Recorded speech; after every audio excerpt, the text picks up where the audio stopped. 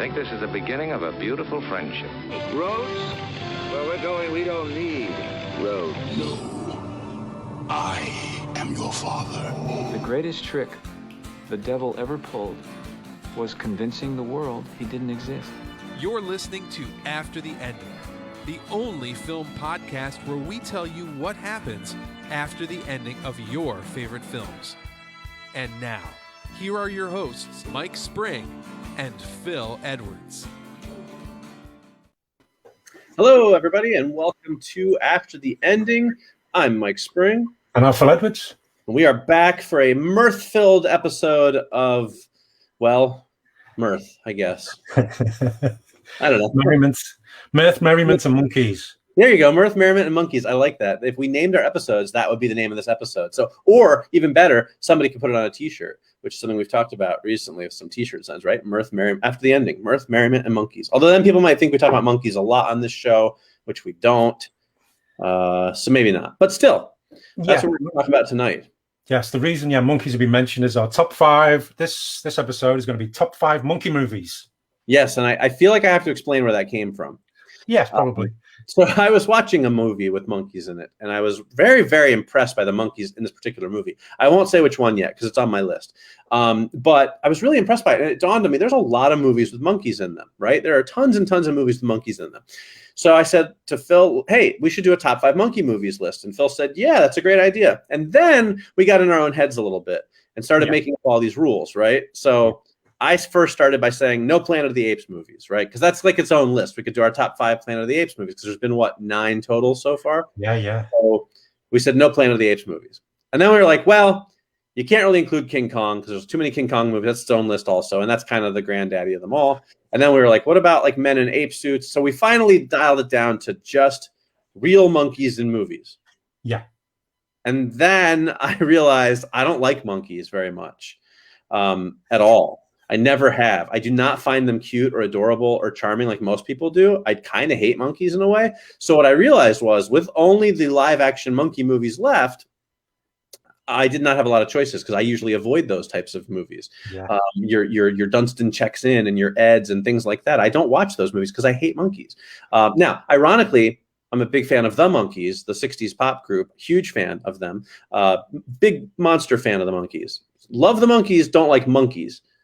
But by then it was too late, and that's what we're doing. Top 5 monkey movies. Yeah, so we started off, we had this big idea.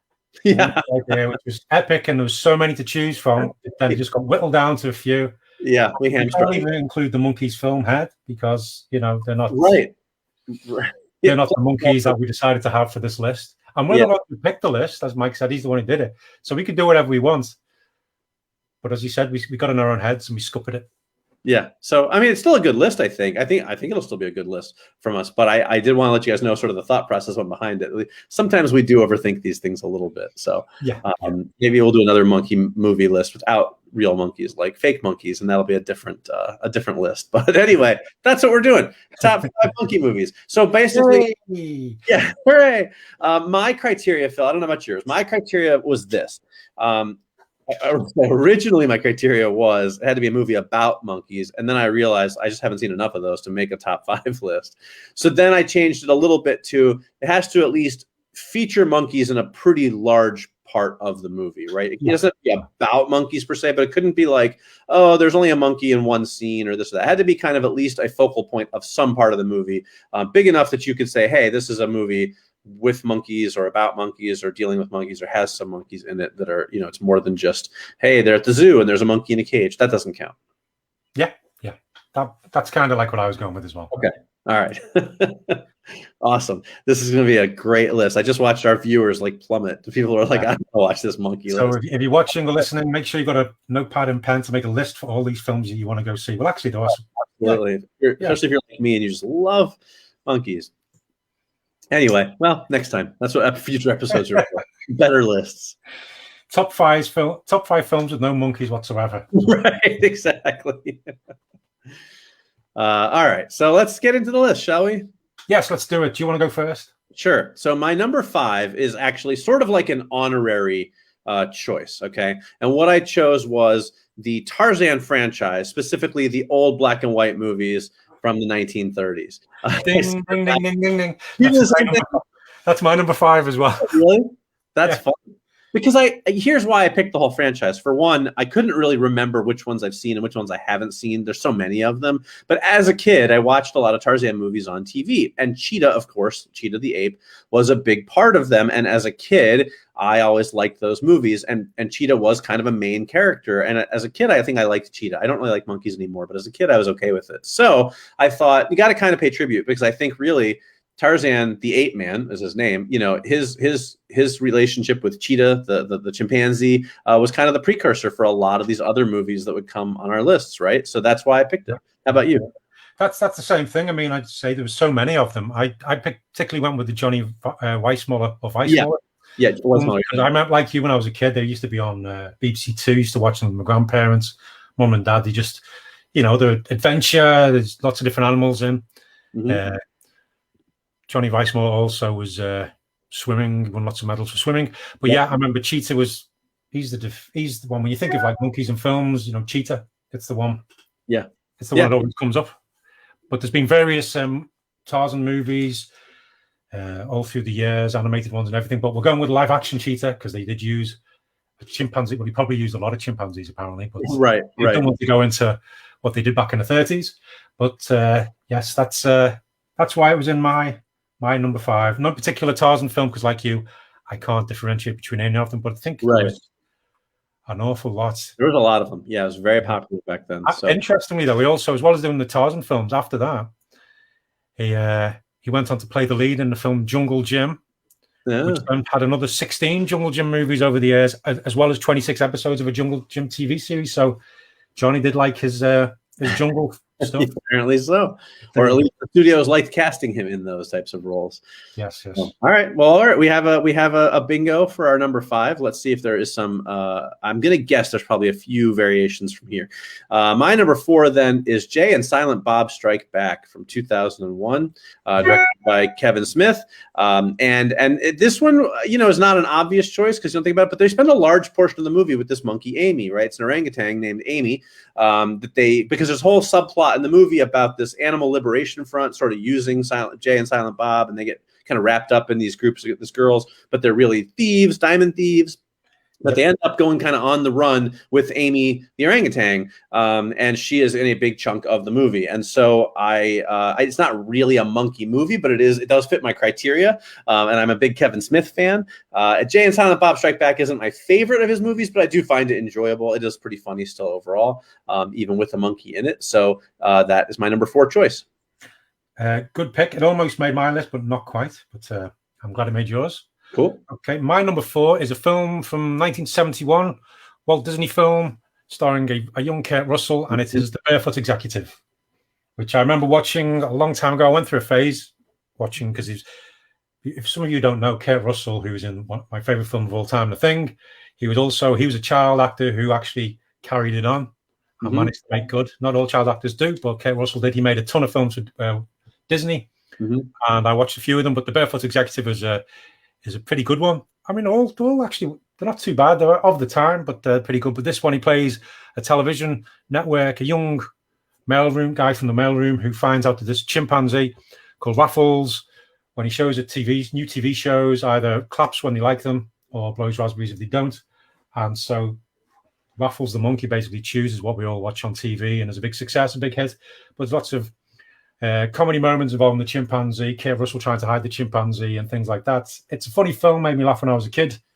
Kurt Russell wasn't quite cool there as he grew up to be, but it's Raffles. Was it Raffles? Yeah, Raffles was a big part of the film. Was the whole hinges on Raffles, and did a good job in it, and that's my number 4. Good choice. I think that definitely qualifies as a monkey. Like, that's a movie about a monkey, basically. Yeah. You know, in a way. So, you know, that was one I considered. The reason it didn't make my list is I was not positive I've seen it. Like, I feel like when I was a kid, because I watched a lot of those Disney movies, I probably saw it, but I couldn't remember having actually watched it, and I really try not to put movies on my list unless I'm sure I've seen them. So I did have to leave it off, but I did consider it. It was one that I thought about. So, all right, good choice. Okay, so my number 3 is A Night at the Museum from 2006, starring Ben Stiller and Robin Williams, a bunch of other people. So once again, not a full-on monkey movie, but the capuchin monkey that's in it with Ben Stiller plays a pretty big role in the movie. I mean, it's kind of like Ben Stiller's sidekick throughout the whole film. They get into like a slap fight. He like gets in a lot of trouble. He's running all over the place. Like definitely a big part of the movie, and I really enjoy the first Night at the Museum. It's a good kind of family film. Very, I agree. It's funny. It has some good special effects. Has some good action sequences. You know, it's a very charming, likable film. It's nothing super challenging. It's not like a masterpiece, but it's a fun movie. So I think it qualifies. That's my number 3, A Night at the Museum. Good pick as well. And this, I think it was the same monkey came back for the other Night at the Museum ones as well, but wasn't kind of. The part wasn't as big in the subsequent ones. Right. The film wasn't as good, the sequels. Right. Okay, my number... Which one are we up to? My number 3 is from 20... No, wrong one. It's... I have the wrong thing up here. Hold on. It is a film called Project X, and not the 2012 film, which I got up here. It is the one from 1987, starring Matthew Broderick and Helen Hunt. And it involves a chimpanzee named Virgil being trained to do sign language, but ends up being used to pilot aircraft for the Air Force. And Matthew Broderick and Helen Hunt end up helping the chimps, the other chimps as well, all escape and get them out because they're being tested on, and they're going to be terrible experiments are going to be done to them, dissection, things like that. But it was a good film. There's like a glut of these films in the late 80s, which all seem to be involving technology and some using animals and people, shady scientists and shady governments kind of things going on. But I always like Matthew Broderick, and this was a pretty good one, kind of funny. It wasn't the great films of the 80s, but it's I remember enjoying it at the time. I saw it probably early 2000s as well. It's still doesn't quite hold up, but it's a solid kind of comedy drama, and probably one which could be remade, to be honest. Kind of few of the 80s films could do with an updated remake, but that's my number 3. Very good choice. And I'm going to, speaking of animals, I have to let mine out because she's being a pest. So everybody hang on a second. Go ahead. Hey, and as Mike said, it's not a monkey that he let out. His dog. That is my dog. So, okay. Well, my number 2 is your number 3, Phil. It is Project X, and it is the film that I was referring to. So I just watched Project X about 2 weeks ago. Okay, cool. Actually, so when it came out, I saw it because, of course, it was like the first film Matthew Broderick did after Ferris Bueller's Day Off, and Ferris Bueller is one of my favorite movies of all time. I think it was number 5 or 6 on my list of top 20 movies of all time. And it's funny rewatching it now. It is a little bit like if Ferris Bueller got in trouble at school and they ended up shipping off to the military academy. Very first scene in the film, he's got his hair all done up and he's talking about stealing a jet to impress a girl, and you're kind of like, little bit of Ferris Bueller here. And then it kind of calms down a little bit from there with that stuff. But I definitely think they're trying to tap into that. But I remember watching as a kid. I loved it as a kid. And in my head, of course, it was a much bigger hit than it really was. Although I do think that people in my age group at the time all went to go see it. So I think all my friends were talking about it, which made it kind of a hit to us. You know what I mean? Yeah. But I remember loving it, and I have not seen it since then, not even once. So it was on I think it's on HBO Max. So I watched it a couple of weeks ago. And what this is the reason it made me think of the monkey movies is because, again, as somebody who doesn't like monkeys, the chimps in that movie, especially the main chimp, Virgil, it's an incredible performance from him. I remember a while ago we did our top 5 animal performances list, like the best animal actor. Yeah. And if I had seen this movie more recently since then, it would have been probably my number 1. The things they have this Virgil chimp do are really impressive, not just in terms of the sign language and stuff like that, but just the emotion in his face and stuff. It's really impressive, actually. And that's what made me think, hey, we should do a top 5 monkey movies, right? So having just watched it 2 weeks ago, I can say this: it does hold up relatively well as an enjoyable movie watching experience. It's a little cheesy in places, and there's some questionable science because what they're doing is they're irradiating these chimps to see how long human pilots can deal with nuclear fallout if they have to attack Russia. A very Cold War, storyline. But it actually has a really good cast. I mean, it's Matthew Broderick, Helen Hunt, a young Helen Hunt, Gene Smart is in it, William Sadler is in it, Stephen Lang is in it. It's a really good movie, but it's a great cast. But the chimps in it are really impressive. What they have them all do, I mean, it is a lot. This is a real monkey movie, no two ways about it. It's the most monkey movie on my list. And they have them doing everything, smoking cigarettes and breaking out of things, and like all, I mean, just really impressive on a technical level. And then, like I said, the emotions they see you get out of these apes is really impressive. So it might not be the greatest film in the world, but I think if you watch it, as far as monkey movies go, I think it really kind of impresses on that level. So I found it quite enjoyable. Again, a little cheesy, a little dated, but like if you have a nostalgic soft spot for the 80s, definitely go rewatch it if you have HBO Max. It's a pretty good little flick. Again, some implausible moments, especially the ending, but enjoyable, very enjoyable, especially because of the cast and who's in it, you know. So that's my number 2, Project X. Good stuff. Good stuff. And as Mike mentioned, it seemed a bit similar. You know, it could have been a sequel to Ferris Bueller's Day Off. And if you want to know what we thought happened after the ending of Ferris Bueller's Day Off, go way back just to our audio podcast. Episode 28 is when we discussed that one. Early on, yeah. Years back now. Yeah, good stuff. Okay, so that was your number 2, was it? Yeah, so now it's time for your number 2. My number 2 is a film from 1978. It is Every Which Way But Loose, starring Clint Eastwood as a tough trucker who also does bare-knuckle fist fighting, and he's got, I wouldn't say a pet, just seems to be a pal, Clyde the orangutan, who travels around with them. And I remember watching this, when I was a kid. Might be one of the first. Probably one of the first Clint Eastwood films I saw, maybe. I'm trying to think. I would imagine a lot of people our age it was, because it was one of the few you could watch, right? That's true, yeah. And it's, I just remember it being a lot of fun, because I mean, you got the fist fights, you got this, but you had this orangutan and sat in a pickup truck, and Clyde, right, and he just like punch a guy, things like that. I just, it was fun, because it was such a bizarre thing as well. This tall, skinny Clint Eastwood, serious Clint Eastwood, with an orangutan. I mean, whoever thought of it, I don't know what they were thinking, but it worked. And also because they came back and did a sequel, Any Which Way You Can. But I remember enjoying it. It had good fist fights, had a lot of humor in it. Lots of character actors who I didn't know at the time, but saw in films following on from that, and eventually got to know the names and things like that. Well, Beverly D'Angelo, she was in it as well, a few other people, but a lot of fun. And Clyde did a great job. And I believe I was reading about it. Clint Eastwood said Clyde, wasn't called Clyde, played by Maris, I think it's pronounced. Maris, though the orangutan said, was a great actor, but he said you had to get them on the first take, otherwise they got really bored and didn't want to do it again. So that was interesting. Well, that's, never work with children and animals, right? Yeah, that's it. Yeah. That's my number 2. Good choice. It did not make my list, and here is why. Any Which Way But Loose is one of the quintessential, I've seen bits and pieces of it, never watched the whole movie the whole way through. I would like to, because I'm a big Clint Eastwood fan, especially his older stuff. I've just never watched that whole movie. I definitely have seen parts of it. I know parts of it. Certain scenes I can picture in my head, just never watched it the whole way through. So it didn't make my list, unfortunately. But it probably would have made it, I think, pretty clearly if I had ever watched the whole movie. Understandable, totally understandable. There's lots of those films around at that time, which exactly. You saw the trailers on the videos, and then you never actually saw it yourself. Yeah, exactly. Okay, my number 1 then is I guess could be your number 1 very easily. Could also not have even made your list very easily. I don't know which way it goes. I would say it's it's not a monkey movie. No, it's not a monkey movie like Project X, but it definitely has a lot of monkey stuff in it. It is from 1995, and it is Outbreak, starring Dustin Hoffman, Morgan Freeman, and Rene Russo, and directed by the great Wolfgang Peterson.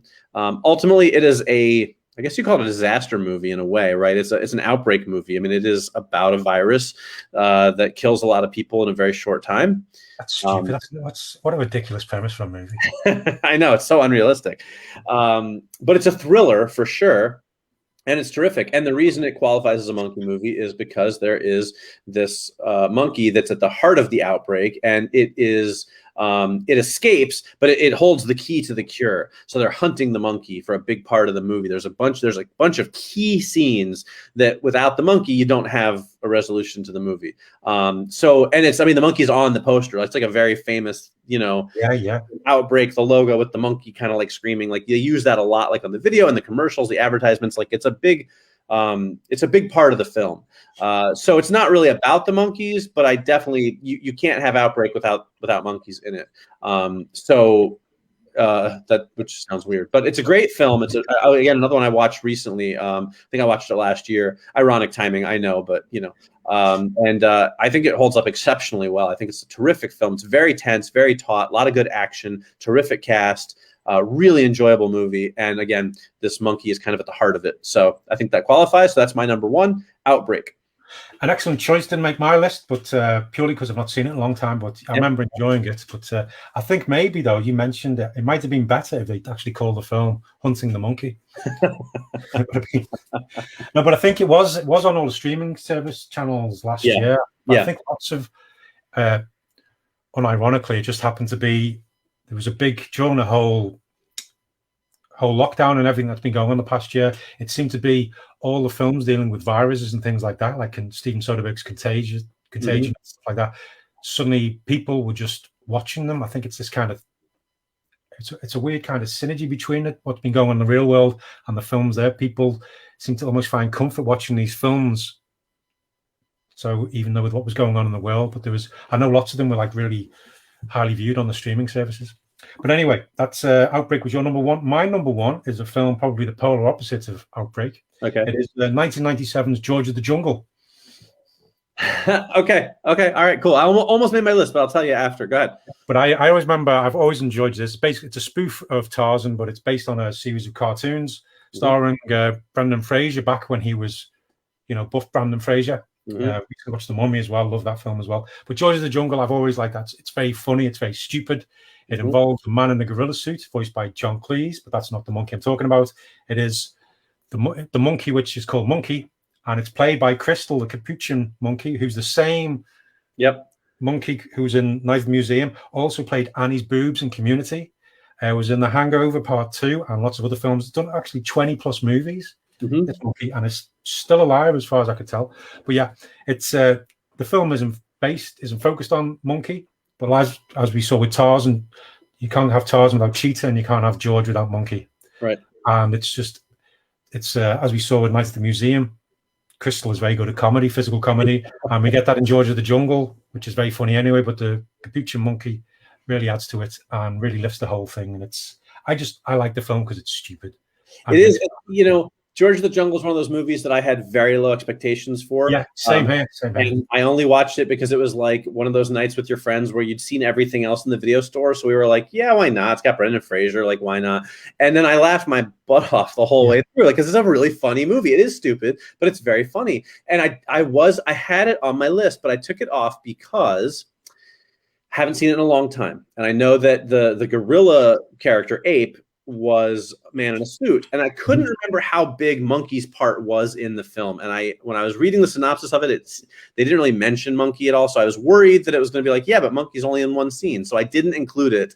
But now I wish I had, because that would have been a great choice, because I definitely would have put it on my list. That is a very fun movie, so I'm glad I made your list so that people could hear about it. Yeah, well, Monkey isn't. It's not like Monkey doesn't play a major point to the plot or anything. It's just like a constant little companion here and there, do little bits and pieces. Right. I just couldn't remember. I haven't seen it in probably 20 years. So that's, it was one of those things, but it is a funny movie. So I'm glad I made your list so it gets some representation. Yeah. So that was George of the Jungle, 1997. Good film. There was a direct to video sequel, George of the Jungle 2. Don't watch it. It's dreadful. Yeah. All right. There you go. Okay, good. So a good list, not too much overlap. That's nice. And that is our top 5 monkey movies. So if you guys are in the mood for some monkey business, I was holding out not to do that the whole way through. Damn it. There are some films you can choose from. Oh, can I just say some honorable mentions, which almost made my list? Bedtime for Bonzo. Which one? Bedtime for Bonzo from 1951, starred Ronald Reagan. Oh, wow. I've heard of it. He was a leader of a country. I can't remember which one. Yeah. And almost, because it doesn't play a major part, didn't get in it, but Pirates of the Caribbean, Curse of the Black Girl. Yeah. Basically, because it's a real monkey, but it's also a zombie monkey. Right. I also thought about putting Raiders of the Lost Ark on there, right? Yeah, me too, the first half of the film, that monkey plays a pretty big role. But that felt like a little bit of a cheat. And really, do I need to add Raiders on another list? We talked about Indiana Jones plenty of times. He doesn't need the representation. So almost made my list, but yeah, I was thinking, well, it's a big plot point, but only a few scenes. Yeah. All right, cool. So there you go. That's our top 5 monkey movies. Let's move on then to our ATE recommends, wherein Phil and I share what we're digging on right now. What are we enjoying right now? And it can be anything. It can be books or movies or music or food or comics or you name it. It can be anything we want. So let's see what we got. Phil, you want to go ahead and kick us off? Tell us what you're... I've got 2 things. The first one is a film which I watched yesterday. I actually just watched yesterday. It's from 2020. I don't have a physical copy of it, so I can't show it to you. I don't think it's on physical at the minute, but it came out last year. It's a horror movie, which is on Disney Plus in the Star section, so it's okay. But it's The Empty Man, directed by David Pryor. Oh, okay. Yeah. Which I'd heard when the trailer came out last year, and I remember posting it on Live for Films.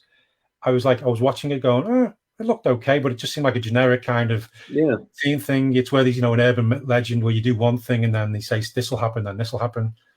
Like the Bye Bye Man kind of thing, that kind of thing. Yeah. But, I watched it and it blew me away. I'd heard people, it seemed to be building up like word of mouth as the months have gone by.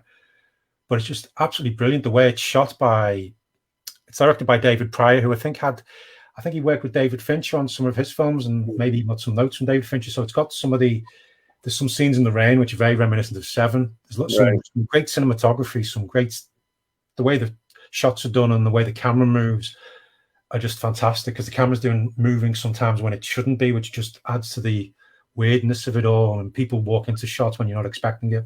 But it's even got like the first 25 minutes is this cold open showing how things get started and then it moves on, but it's just absolutely brilliant. I don't want to go into too many details, but it's almost like 3 films in one. You've got the cold open, you've got a guy played by James Badge Dale who's trying to find this missing girl, and as he goes on it gets weirder, and then the last 30-40 minutes are like this weird total messing with your head kind of thing.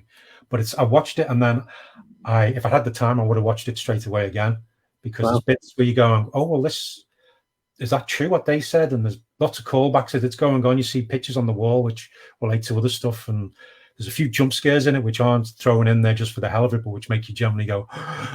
There's a bit with a teddy bear which doesn't do anything, and then I suddenly just went, oh my god, that's so scary. And it's very creepy. The soundtrack is really unnerving as well. It uses lots of Mongolian throat music and just weird sounds, and the sounds of blowing into a bottle. Because you're meant to be, if you go on a bridge and you blow into a bottle sound and think of the Empty Man, he'll, on the first night, you'll hear him. Second night, you'll see him. On the third night, he'll find you. Wow. That's my first recommendation. I've heard of that, but I haven't watched it. But now I'm definitely going to watch it because it sounds really cool. Also, though, Phil, I don't want to put you on the spot, but I believe you are a little bit famous for your throat singing impression, if I recall correctly. Aren't I? Am I misremembering that? Don't you do a throat sing? I do, but I have not got enough lubrication. Okay, all right. I won't put you on the spot for that. That's all right. No, because it really hurts. Okay. but my second one is the book. It is a book. Once Upon a Time in Hollywood, written by Quentin Tarantino, who did a film of the same name, which Mike didn't enjoy. I did not. I thought the film was brilliant. I think the book might be slightly better because it's. Often you get the book. The books are written by somebody else, but this is written by Quentin himself. And what's good is it isn't just the film written down. Obviously, a lot of it is, but things are moved around. Scenes happen in different places with different people. But the best thing is we get to we go into the minds of the characters. We get to hear what they're thinking. We see how just insecure Leonardo DiCaprio's character truly was, even though you get that anyway. We find out what actually happened to Brad Pitt's wife, because that's only sort of touched on, but you actually find out the big thing that happens at the end of the film happens a lot earlier in the book and is only barely touched upon. We get to find out a little bit of what happens after the film. You'll probably end up making lists of films you want to watch because Quentin Tarantino, Cliff's character, that's it, Brad Pitt's character is called Cliff. He's a big movie buff as well, but he likes films from all over the world, and it's talking about the different films he likes to watch and the reasons why he likes them. And I was there going, well, I need to watch this film now. Oh, that actor sounds good. I'll need to do this. So you get the history of Hollywood as well, which is touched on in the film, but you get it a lot more. done a lot more. I also like the fact when Leonardo DiCaprio's character, whose name escapes me at the minute. Oh, yeah, I'll try the front. Nick Dalton, when he's filming the episode of the Western he's in, which I really like in the film as well.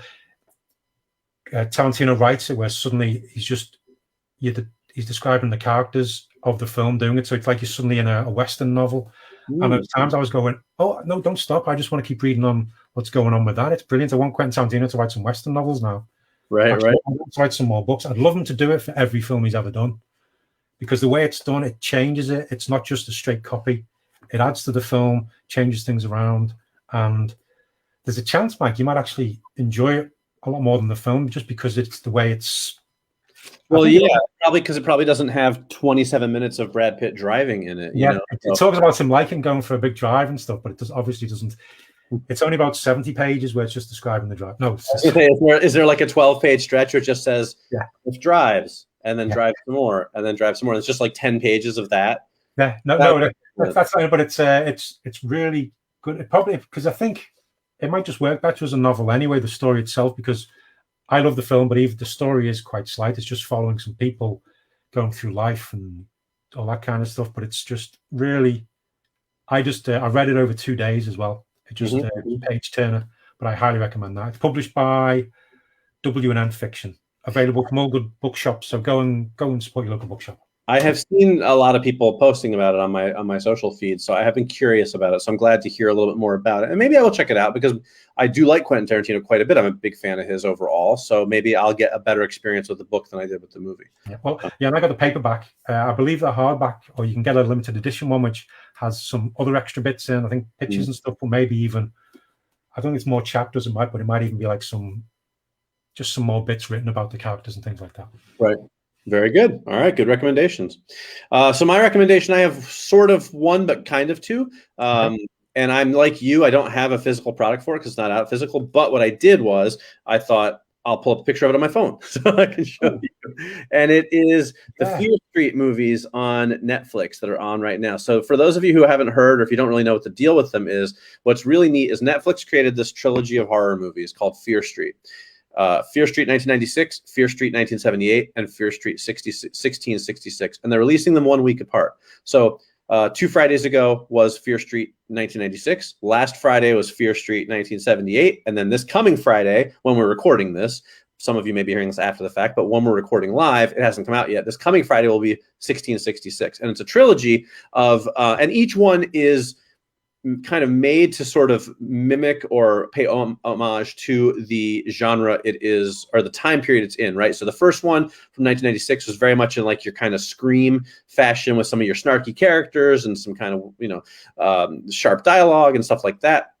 The 1978 one takes place at a summer camp, sort of your classic Friday the 13th slasher flick. And then the 1666 one, I imagine, is going to be a lot more of like your kind of very much more recent films, like your The Witch, Midsummer, those types of movies, which I'm not a fan of those, but I don't think it's going to go quite that far. But it's kind of that, puritanical witch type of setting. But there's a common through line that goes through them. The first movie kind of ends a little bit on a cliffhanger, which then leads into the second movie, even though it takes place 20 years before. And it's neat the way they tie it all together. And I've been really enjoying them. They're not the greatest horror movies ever, but they are quite fun. They sort of deal with this witch that's kind of cast a curse on this town of Shadyside, something like that. And that leads to the events in these other movies. Mostly unknowns in the cast, a few recognizable faces like Sadie Sink from Stranger Things. She plays Max on Stranger Things, and a few other people, mostly unknowns though. But they're really fun. They're enjoyable. They really do a nice job of sort of kind of capturing the feel of the genres they are tackling. And I like the way they structured it by putting one out each week. It gives you a little time to watch it, get excited for the next one, but I'm not waiting 2 years for a sequel. They're not that great, but they're a good, easy kind of 90-minute, hour and 40-minute watch, quick horror films. They're not too gory. They're not too scary. You can watch it by yourself on the couch late at night without getting all freaked out, but they're fun. They got some good jumps, a couple good kills, things like that. Kind of everything I think your general horror lovers would enjoy. So kudos to Netflix. I think they did a really good job of the way they marketed it and created it. But the films themselves are enjoyable. I'm looking forward to this Friday watching the last chapter of the trilogy and seeing how it all wraps up. So Fear Street on Netflix. That's my recommendation this week. Oh, excellent. Yeah, because I've not seen them yet, but when it first came out, I was sort of going, well, wasn't quite. I was kind of interested, but lots of people on the timeline on social media have been talking about it. A few people saying, like you saying, they're not the best horror films in the world, but the fact they're part of a trilogy seems to just add to it as well. Yeah, they definitely work better, I think, as the whole. Like, I think I like the second one better than the first one because of, well, a bunch of reasons. But yeah, I mean, they're, like I said, they're not the greatest movies ever, but they're good, like B+ horror movies. Yeah. You know, they're very enjoyable. They're easy to watch. You know, they're not going to be like, oh, they're not at the level of like Halloween or Scream or something that's that, you know, truly epic. But they're just really fun, and they're easy to just kind of throw them on and watch them. If you like horror, I think you'll enjoy them. So yeah, definitely worth checking out. Cool. Yeah, I'll definitely give them a watch. Yeah. Yeah, awesome. All right, so that then is going to bring us to the end of the episode. These things go by so fast. Yeah, that's all she wrote, folks. Yeah, that's it. So you heard our top 5 monkey movies. You got some recommendations. This should give you plenty of stuff to keep you busy during these summer months. So with that, we will be back. Maybe next time, well, we'll be back for sure. I know we took an extra week off because Phil was gone. I'm going to be going away in a couple of weeks for vacation as well. So we'll be back. I don't know exactly when, but when we figure it out, we'll post it on social media for you guys and let you know. But in the meantime, you'll have these episodes to keep you warm at night or something like that. All right, great. So as always, we thank you guys for watching and listening. I'm Mike Spring. And I'm Phil Edwards. And we'll see you next time. After the ending.